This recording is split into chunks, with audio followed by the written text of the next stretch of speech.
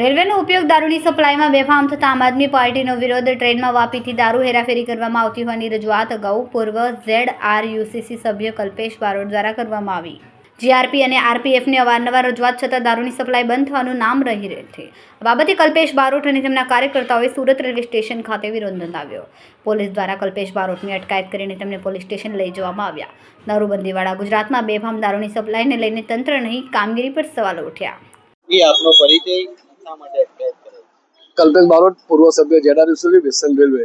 છેલ્લા ઘણા સમયથી સુરત રેલવેમાં દારૂની હેરાફેરીનું પ્રમાણ ખૂબ જ વધી રહ્યું, ત્યારે જે કામ RPF અને રેલવે પોલીસે કરવું જોઈએ કામ જનતા દ્વારા કરવામાં આવતું હતું. છેલ્લા 15-20 દિવસમાં ઘણી વખત જનતા દ્વારા રેલવેમાં દારૂ પકડીને પોલીસે સોંપવામાં આવેલો છે. ત્યારે મારા દ્વારા રેલવે મંત્રાલયમાં રેલવેના ઉચ્ચ અધિકારીને વારંવાર રજૂઆત કરવામાં આવી છે કે સુરતમાં જે ટ્રેનો આવે છે એ ટ્રેનોમાં સૌથી વધારે દારૂ વાપી ખાતેથી ચડાવવામાં આવે છે અને જેનું વિતરણ સુરત ખાતે કરવામાં આવે છે.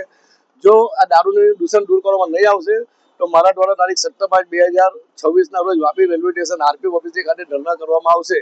જે રજૂઆત કરવા છતાં પણ કોઈ કાર્યવાહી રેલવે પ્રશાસન તરફથી કરવામાં ન આવતા છેલ્લે ગઈકાલે પણ ઉધના રેલવે સ્ટેશન ખાતે 15-20 પેટીથી વધુ દારૂ મુસાફર દ્વારા પકડીને રેલવે પોલીસે સોંપવામાં આવેલો હતો. ત્યારે અમારા નિર્ધારિત કાર્યક્રમ મુજબ આજ રોજ અમે વાપી રેલવે સ્ટેશન ખાતે જવા માટે રવાના થયેલ, ત્યારે સુરત રેલવે પોલીસ દ્વારા અમારી અટકાયત કરવામાં આવી છે. કેમેરામેન સેનિલ વિરાણી સાથે વિશાલ છેઠા, માનવ પ્રવાહ ન્યૂઝ, સુરત. અમારા વિડીયોની નવી અપડેટ મેળવવા માટે સબસ્ક્રાઇબ કરો માનવ પ્રભા ન્યૂઝ ચેનલને.